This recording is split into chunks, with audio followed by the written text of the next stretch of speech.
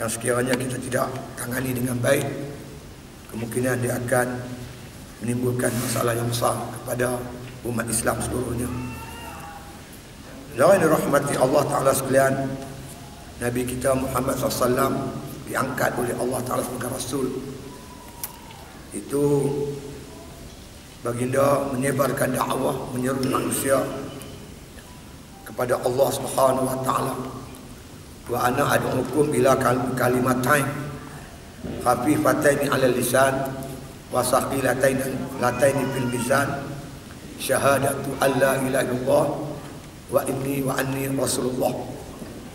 Kuseru kamu pada dua kalimah yang ringan pada sebutan tapi berat pada timbangan, iaitu pengakuan tiada Tuhan yang kamu sembah melainkan Allah dan Muhammad itu pesuruh Allah. Bahkan tuan-tuan sekalian, seluruh para rasul alaihi wassalatu wassalam yang diutuskan oleh Allah Subhanahu wa Ta'ala tak lain tak bukan mengajak manusia mengabdikan diri kepada Allah Subhanahu wa Ta'ala. Walaqad ba'asna fi kulli ummatin rasulan an ya'budullah wajtanibut taghut.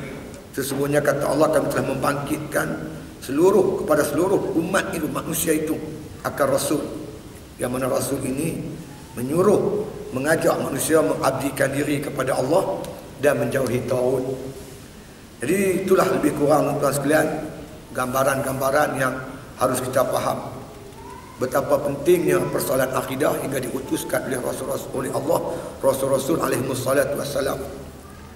Dalam Al-Quran juga Allah Ta'ala berfirman, Bismillahirrahmanirrahim. Allahu allazi khalaqa sab'a samawati wa minal ardi mislahunna yatanazzalul amru bainahunna lita'lamu annallaha ala kulli syai'in qadir. Sesungguhnya kata Allah, kami telah membangkitkan, Allah Ta'ala telah menjadikan 7 petala langit dan juga 7 petala bumi. Wa yatanazzalul amru bainahunna, dan Allah mentadbir, mengatur antara langit dan bumi itu dengan berbagai-bagai peraturan. Semua ini dijadikan oleh Allah lita'lamu annallaha ala kulli syai'in qadir, supaya dengan ciptaan-ciptaan Allah ini kamu mengetahui sesungguhnya Tuhan itu, Allah Ta'ala itu Tuhan yang maha perkasa terhadap atau berkuasa terhadap segala sesuatu.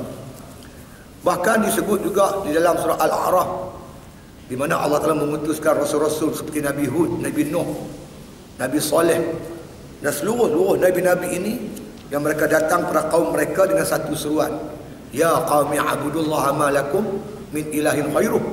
Wahai kaumku, sembahlah Allah, tidak ada Tuhan bagimu selain daripadanya. Jadi memandangkan perkara-perkara beginilah tuan-tuan, harus kita memahami sungguh-sungguh dalam kehidupan beragama ini. Perkara yang paling penting ialah persoalan keimanan ataupun akidah. Kita mati pun tuan-tuan sekalian, yang paling penting kita bawa ialah akidah keimanan kita kepada Allah. Yauma la yanfa'u malun wala banun illa man atallaha biqalbin salim.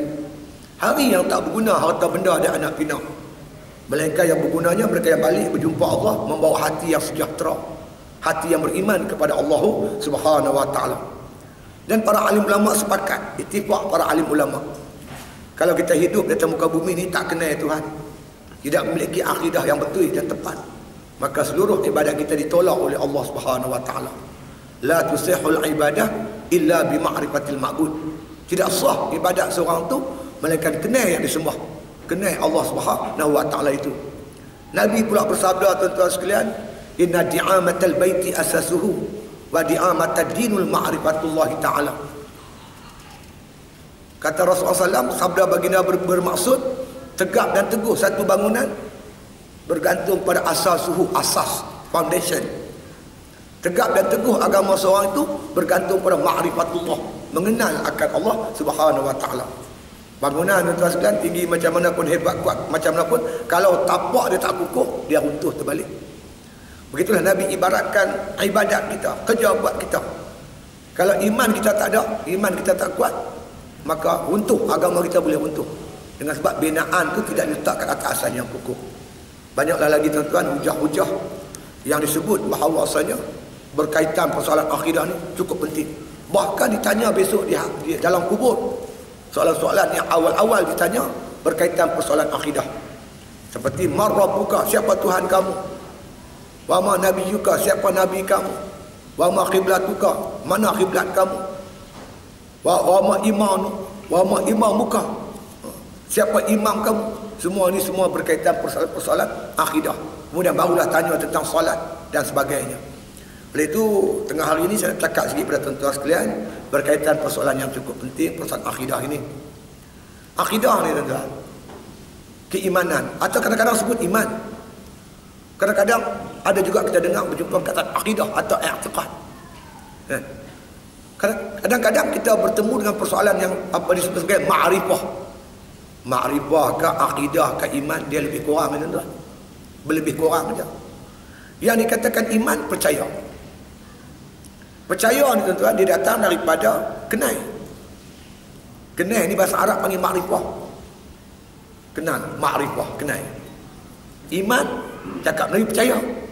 Kalau kita kenal, baru datang percaya. Tak kenal nak percaya je lah.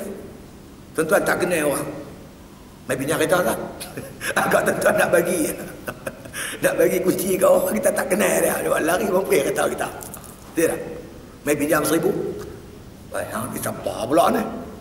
Kita takkan bagi kepercayaan kat dia. Kita takkan percaya kat dia kalau kita tak kenal dia. Kalau kita kenal dia, kita 1,000, kita ada duit 2,000 kita bagi. Betul tak? Kepercayaan tu sebenarnya dia datang daripada makrifah, kenal. Artinya kalau kita tak kenal Allah, kita tak beriman dengan Allah. Apa yang perlu kita kenal? Kita perlu kenal sifat-sifat dia. Kadang-kadang oleh kerana kita tak mengaji tuan-tuan, ilmu usuluddin, kita letak perkara yang tak layak, benda-benda yang tak patut bagi Allah Ta'ala.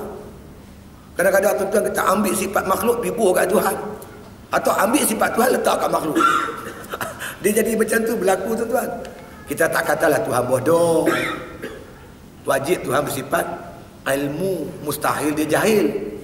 Kita tak katalah dia bodoh, tapi cakap kita tu kadang-kadang menunjukkan Tuhan bodoh. Contoh macam ni tuan-tuan. Tuan-tuan pergi tempah baju. Tempah baju, lepas tu tuan-tuan dah siap semua, bayar duit, bawa balik rumah pakai ketat. Allah, ketat baju ni. Artinya baju yang dijahit tu tak sesuai dengan badan tuan-tuan. Tuan-tuan kata baju ni ketat. Apa makna baju ketat? Baju ni ketat, artinya tukang jahit bodoh. Dia tak? Tuan-tuan tak kata tukang jahit bodoh, memadai tuan-tuan kata baju ni ketat. Dia tak? Okey, tuan-tuan pergi kantin. Nak minum apa encik? Kopi okau. Kita habang ada kopi okau. Dia buat main kopi o. Kita pun cedok sikit. Awak mat, kau sungguh. Apa makna kau sungguh? Artinya tukang baca dia tak? Pandai. Tapi kalau tuan-tuan ambil kopi o, cedok alamak ceroy. Tuan-tuan kata kopi o ceroy. Apa makna kopi o ceroy? Tukang baca bodoh. Tidak. Tuan-tuan tak kata tukang baca bodoh. Memadai tuan-tuan kritik bancuhan dia, kritik ciptaan dia. Berarti makna kata orang yang buat tu memang tak cerdik. Dia tak? Kalau tuan-tuan puji, sedap sungguh kopi o dia. Mana tukang bancu tu pandai. Allah, baju ni sedap sungguh dia buat. Selesa. Mana tukang jahit baju tu pandai. Dia tak? Sekarang ni saya nak sebut hukum hakam Allah ni yang ada atas muka bumi ni siapa buat? Tuhan cipta. Bila kita kritik hukum hakam Allah Ta'ala, berarti bukan kritik hukum tu, kritik yang buat hukum. Ini yang timbul masalah ni. Yang dikatakan tuan-tuan sekalian, kerosakan akidah dalam bentuk yang berbentuk kita menghina, menolak ataupun tak setuju dengan peraturan dan hukum hakam Allah. Ataupun tuan-tuan kita tak terima apa yang dibawa oleh Nabi kita Muhammad sallallahu alaihi wasallam. Mari kita dengar sama-sama tuan-tuan sekalian, sepotong ayat suci Al-Quran Karim berbunyi begini. Bismillahirrahmanirrahim. Fala wa rabbika la yu'minuna hatta yuhaqqimuka fi ma syajara bainahum thumma la yajidu fi anfusihim harajan mimma qadaita wa yusallimu taslima. Maka tidak demi Tuhanmu Muhammad, mereka tidak beriman sehinggalah mereka menjadikan kamu Muhammad sebagai hakim terhadap apa yang mereka perselisihkan. Kemudian tidak terdapat pada diri mereka itu perasaan berat dengan hukuman yang telah engkau putuskan, dan kau menerimanya dengan penuh taslim ataupun dengan penuh sejahtera. Tuan sekalian, kalau kita teliti ayat yang saya baca sebentar tadi, ayat ini sebenarnya tuan-tuan, nak kita faham lebih jelas, maka para mufassirin ketika menghuraikan ayat yang saya baca tadi ini, selalunya mengambil dari satu hadis yang disampaikan oleh Abdullah bin Zubair bin Awam radhiyallahu anhuma. Abdullah bin Zubair ni tuan-tuan sekalian, anak Sayyidina Zubair bin Awam. Zubair ni salah satu sahabat yang dijamin oleh Rasulullah masuk syurga. Dia ni orang Muhajirin. Dia datang ke Madinah, kemudian dia beli sekeping tanah, kemudian dia tanam pohon kurma. Kemudian di hadapan tanahnya itu ada air yang mengalir. Ada air mengalir. Maka Zubair ini cedok air itu dan siram kebunnya. Jadi di belah hilir sana ada lagi satu kebun kurma yang dimiliki oleh orang Ansar. Bila Zubair ambil air tersebut, menyebabkan air ni tak sampai ke ujung, tak sampai kepada orang Ansar tadi. Jadi orang Ansar ni datang jumpa Zubair. Dia kata, Zubair, patutnya kau lepaskan dulu air itu kat aku. Lepas kat aku dulu, kemudian dia kata, lepas aku guna, kau pakailah air ni. Zubair kata, air ini lalu ikut tanah aku dulu. Akulah berhak ambil dulu air ni. Kan? Jadi dua sahabat ni tuan-tuan berbalah masalah air. Siapa yang berhak ambil air dulu? Oleh kerana tidak ada jalan penyelesaian, dua-dua sahabat ni pergi jumpa Rasulullah sallallahu alaihi wasallam. Bila Rasulullah mendengar persoalan ini, maka Rasulullah jatuhkan hukum. Rasulullah bersabda, orang yang air lalu ke tanah dia dulu, orang ni ambil dulu. Orang kemudian ambil kemudian. Jadi artinya dalam kes ni yang menangnya Zubair. Kebetulan Zubair pula tuan-tuan, nak cerita sepupu Rasulullah. Sahabat ni tak puas hati. Dia kata, ya Rasulullah, kemungkinan Zubair ini anak bapa darah kau menangkan dia, kau kalahkan aku. Orang lah panggil apa? Kroni. Ha. Rasulullah pada kroni pula. Utamakan kroni. Bila bercara di mahkamah, menangkan adik-beradik. Artinya pokoknya sahabat Ansar ni tak puas hati dengan hukuman Nabi. Nabi tak kata apa, Nabi diam. Allah Ta'ala serta-merta menghantar Jibril alaihissalam, bawa wahyu yang saya baca sebentar tadi. Apa firman Allah? Fala wa rabbika la yu'minun. Maka tidak demi Tuhanmu Muhammad, la yu'minun, kamu tak beriman. Mereka tu tak beriman. Demi Tuhanmu Muhammad, mereka tak beriman. Hatta yuhaqqimuka fima syajara bainahum. Sehinggalah mereka menjadikan kamu Muhammad sebagai hakim terhadap apa yang mereka perselisihkan. Artinya tuan-tuan, iman kita tak diterima oleh Allah selagi kita tak terima Rasulullah sebagai hakim, tak terima hukuman Nabi, tidak bertahkimkan Rasulullah sallallahu alaihi wasallam. Kalau tuan-tuan rujuk kitab Mastikah Hadis terbitan Jabatan Perdana Menteri, Nabi pernah bersabda dengan satu sumpah, wallazi nafsu Muhammadin biyadih la yasma'u bi ahadun min hadhil ummah yahudiyyun wala nasraniyyun thumma yamut wa lam yu'min billazi ursiltu bihi illa kana min ashabina. Kata Rasulullah, demi jiwa Muhammad di tangan Allah, tak seorang pun kalangan umat ini yang pernah dengar nama aku. Tak kira dia Yahudi kan Nasara, siapa saja yang pernah dengar nama Nabi, thumma yamut, kemudian dia mati. Mati bentuk macam mana? Walam yu'min billazi ursiltu bihi. Dia mati dalam keadaan tidak percaya dengan risalah yang aku bawa, tak percaya dengan ajaran yang aku bawa. Illa kana min ashabinar, melainkan dia penghuni api neraka. Artinya tuan-tuan, beriman kepada Nabi wajib beriman dengan ajaran yang dibawa oleh Nabi sallallahu alaihi wasallam. Dan Allah Taala tidak menerima iman seseorang kalau tidak menerima hukuman ajaran risalah yang dibawa oleh Nabi sallallahu alaihi wasallam. Summa la yajidu fi anfusihim harajan mimma qadaita. Kemudian tak terasa berat di hatinya dengan hukuman yang telah engkau putuskan. Kalau rasa berat merengkam tu, tak beriman tuan-tuan. Pernah saya jumpa pergi nak ceramah pelih, singgah Kapan, minum kopi. Tuan-tuan dengar dua orang sembang, seorang Cina, seorang Melayu. Siapa biasa duduk Kedah tahu, Cina Kedah ni tak pelik langsung cakap, macam Melayu Kedah betul. Kata si Melayu kepada si Cina, Acom, awak, untunglah hampa Cina rugi kami Melayu. Awak kata lagu tu. Dah lah kata si Melayu ni. Kita sama-sama tanam padi, buat bendang. Kami orang Melayu buat bendang kena keluar zakat. Hampa Cina tak payah. Untunglah hampa. Nampak? Dia keluar zakat, tapi hati ni rasa berat. Dia rasa rugi. Buat keluar zakat tu rugi. Tak keluar zakat tu untung. Tak ada iman, tuan-tuan. Berat memang. Wa yusallimu taslima. Maka mereka menerimanya hukuman Allah ni dengan penuh sejahtera. Kenapa kita terima hukum Allah? Kerana kita yakin apa saja yang Allah perintahkan baik untuk kita.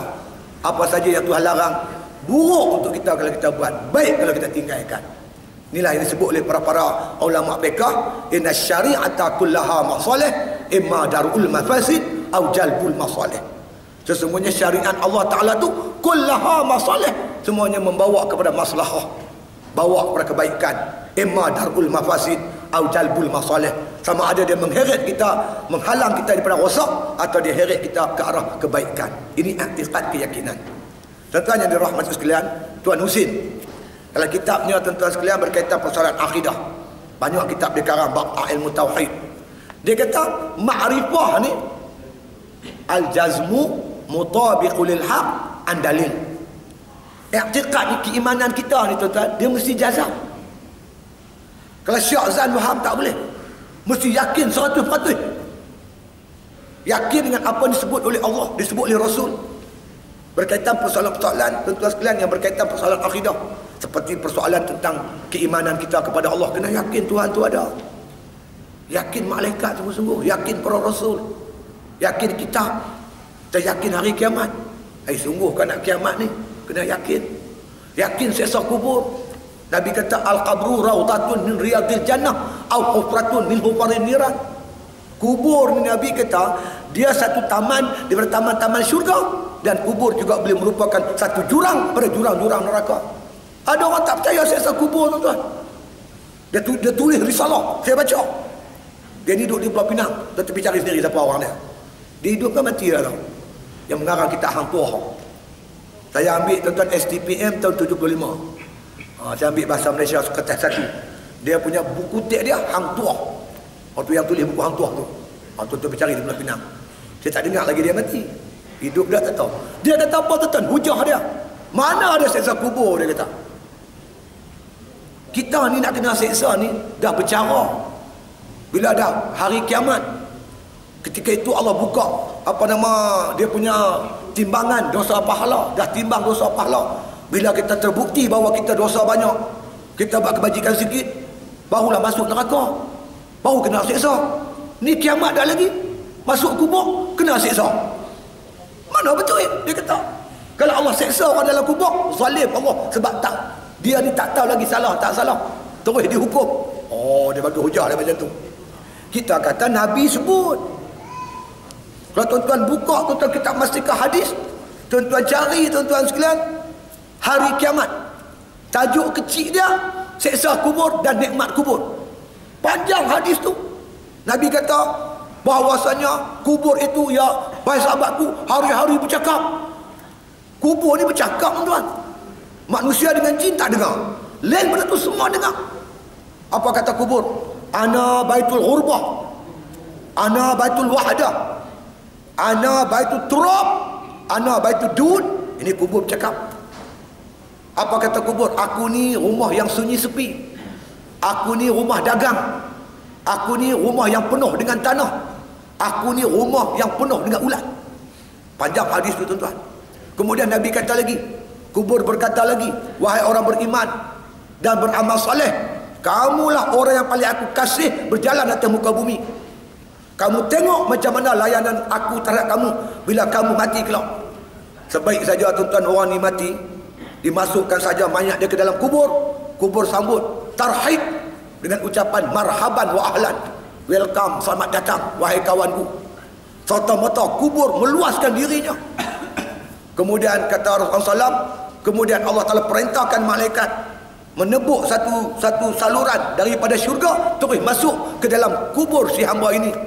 Bauan-bauan yang cukup wangi, sehinggalah si mayat ni terlena terus sampailah tiupan sangkakala, baru dia sedap dan terjaga. Tetapi kata Rasulullah, Kubur juga bercakap, wahai orang yang maksiat, orang kafir, derhaka pada Allah, kamulah orang yang paling aku benci berjalan atas muka bumi. Kamu tengok macam mana layanan aku lepas kamu diserahkan kepada aku.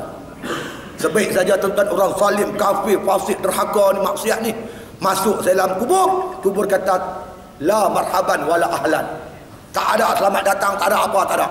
Maka serta-merta kata Rasulullah, kubur itu menghimpit si mayat. Dalam hadis itu tuan-tuan Nabi tunjuk tangan macam ni. Artinya bila kubur himpit ni, tulang-tulang rusuk kita jadi macam tu.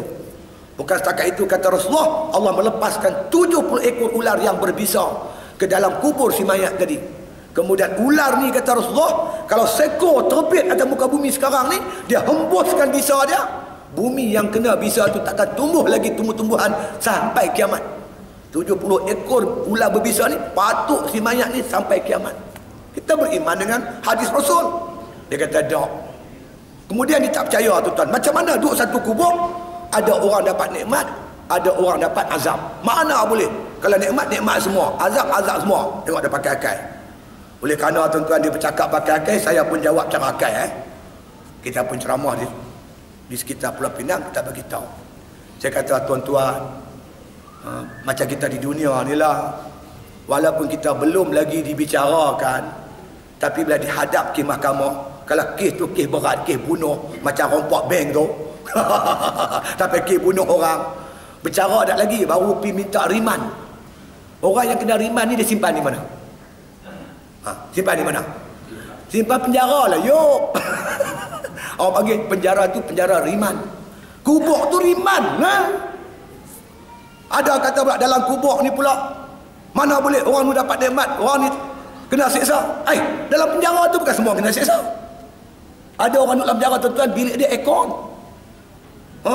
Dia dapat tempat istimewa. Pasal apa? Sebab dia pegawai penjara. Yang nak kena teruk dalam penjara ni orang salah. Orang tak salah pasal apa? Nak kena teruk. Faham? Dia jawab adik-adik tak payah. Payah apa ni? Kita bagi dengan otak akal. Jadi sahabat-sahabat yang dirahmati Allah Subhanahu wa taala sekalian. Jadi itulah makna kata kita disebut oleh Tuan Husin, keyakinan kita ni berkaitan pasal akidah mesti jazam, putih 100%. Seperti mana disebut oleh Allah Taala, innamal mu'minuna allazina amanu billahi wa rasulihi summa lam yartabu. Hanya sahaja yang dikatakan orang beriman itu, beriman ia kepada Allah, beriman ia kepada Rasul, summa lam yartabu, kemudian tak ragu-ragu. Tak boleh ragu-ragu, syak zan waham tak boleh. Kena yakin sesungguh dengan soal-soal keimanan, seperti adanya Allah, bersifat Allah dengan sifat kesempurnaan, adanya para malaikat, adanya syurga dan neraka, timbangan, siratal mustaqim dan sebagainya. Ini perkara yang ghaib yang wajib kita beriman. Hasil keimanan itulah tuan-tuan kita kenal Allah Ta'ala. Siapa Allah Ta'ala? Allah Ta'ala Tuhan kita. Di sanalah tuan-tuan sekalian, Syekh Sanusi dalam kitabnya tuan-tuan Matan Umum Barahin, dia sebut tuan-tuan, kita bukan setakat tahu sifat-sifat Allah, kita kena tahu konsep ketuhanan. Allah Ta'ala itu Tuhan kita, kita ni hamba dia. Dia ada hukum kait dia. Bukan setakat kita mengetahui, kita kenal, maknanya kita majikan kita ni kuli dia. Tentu ada tanggungjawab. Ni yang disebut oleh disebut oleh tuan-tuan sekalian Syekh Sanusi dalam Matan Umum Barahin, iz ma'nal uluhiyati istighna'ul ilahi an kulli ma siwahu wa iftiqaru kullu ma adahu ilaih. Yang dimaksudkan dengan konsep ketuhanan itu ialah terkaya Allah Ta'ala daripada segala sesuatu dan berhajat sesuatu itu kepadanya.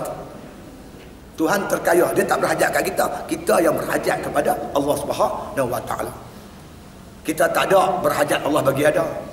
Dah ada, kita berhajat Allah meneruskan ada. Ada orang duduk atas muka bumi 2-3 hari dia mati.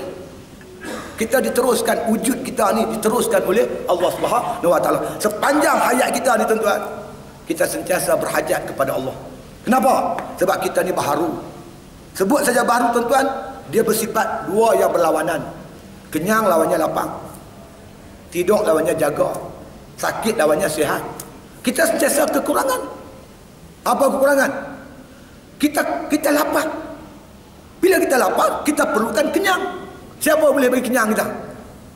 Makan belum tentu. Ada orang makan tak kenyang, Tidur tak lena, mandi tak basah. Ada tak? Siapa ada? Gila talak. Ada orang makan tak kenyang. Yang mengenyangkan Allah. Kalau kita i'tiqad tuan-tuan, kita yakin makanan mengenyangkan kita, habislah kita. Rosaklah akidah kita. Makanan tidak boleh memberi bekas. Yang boleh beri bekas hanya Allah. Bukan nasi mengenyangkan. Itu hukum adat. Sah menyalahi. Yang mengenyangkan Allah. Kalau kita kenyang, kita perlu kepada lapar. Jangan fikir perlu kenyang saja. Kita perlu kepada lapar. Tuan-tuan, makan-makan tak lapar macam. Sekali makan tak lapar-lapar. Awak makanlah sikit. Tak tahu lama. Tak lalu pula dah. Seminggu, 2 minggu tak makan macam. Lama-lama mati. Mati tak makan. Kita jaga. Perlu kepada tidur. Kalau jaga sampai tak tidur macam. Siapa boleh bagi kita lena kalau bukan Allah Ta'ala? Ada orang tuan-tuan mati pasal tak tidur macam. Pak mentua saya mati tak tidur. Dia kena penyakit apa tau? Tak boleh tidur. Maka buat tidur tak tidur. Sehari tak apa, 2 hari tak apa. Kena seminggu. Makan dah tak lalu. Badan dah lemah. Lama-lama mati. Orang tanya saya, Ustaz, Pak mentua Ustaz mati pasal apa? Saya kata mati tak tidur. Yang kita ni lega tuan. Bawa kereta tidur. Bawa motor tidur. Mengaji pun tidur. Duduk depan kita, baga punya duduk. Kita ceramah dia lena. Kita dua berlawanan. Gerak dengan diam. Kalau kita bergerak, kita perlukan Allah bagi diam. Kalau kita diam, kita perlukan Allah yang bagi gerak. Yang boleh menggerak dan mendiam ni Allah Ta'ala. La tataharraku zarratun illa biiznillah. Nabi kata takkan bergerak satu zarah melainkan dengan izin Allah. Hai tuan-tuan, sampai bergerak ni sampai tak diam kacau, jalan 24 jam tak mampu. Diam senang, dia tak bergerak, kacau kau. Yang boleh menggerak dan mendiam ni Allah Subhanahu Wa Taala. Sentiasa kita berhajat kepada Allah Taala. Sebab Allah tu kaya. Tuan-tuan pernah tengok orang kaya? Orang kaya ni macam mana sifat dia? Saya duk perhati panggil orang kaya. Kalau dia ni orang kaya tuan-tuan, dia buat joke orang habis semua gelak. Gelak pada joke tak tahu mana pun. Pasal dia kaya. Hebat. Orang kaya pada joke. Lah ni orang kaya tuan-tuan. Dia pakai kereta buruk. Lalu depan ni. Peminat barang antik. Dia dah. Pasal apa? Pasal dia kaya. Tak tahu esok pamer kereta baru. Orang kaya boleh. Orang kaya ni beli kereta baru pun kena, beli kereta buruk pun kena. Kita beli kereta buruk, tersangkut dekat tepi lek kau. Kereta buruk boleh beli. Lah. Kita orang miskin beli kereta buruk tak kena. Orang kaya beli kereta buruk berminat barang antik. Sedangkan nak kira kereta kita dengan kereta dia, kereta kita baru lagi. Kita tahun 70, dia tahun 40. Siapa baru? Dia beli kereta baru, orang kaya boleh dia beli kereta baru. Kita beli kereta baru, orang kata apa? Hutang wah. Kamu boleh apa? Hutang. Ni orang miskin ni semua tak kena. Sebab itu tuan-tuan, Allah Ta'ala ni kaya. Tuan-tuan tunjuk kat saya apa yang dia buat tak kena. Tunjuk. Yang kata Tuhan buat tak kena, cuba tunjuk. Semua kena. Semua kena. Bahkan wafi anfusikum afala tubsirun. Pada diri kamu, kamu tak perhati. Diri kita paling cantik tuan. Kalau saya bawa kamera lah ni, ambil gambar semua, saya pergi cuci, spin. Saya kata tuan-tuan, bulan lepas saya ambil gambar tuan-tuan, siapa nak gambar, main ambil. Tuan-tuan cari gambar siapa? Tuan-tuan nak ambil gambar siapa? Tuan-tuan ambil gambar tuan-tuan lah, pasal bukan kita cantik. Betul cantik tuan. Pernah berlaku seorang, satu orang tuan-tuan, dia terlepas cakap. Lepas tu dia ada hal silap. Dia pergi jumpa Imam Malik rahimahullah ta'ala. Imam Malik ni tuan-tuan sekalian, dia pengarang kitab Mawta' Imam Malik. Tok guru alim lah di Madinah.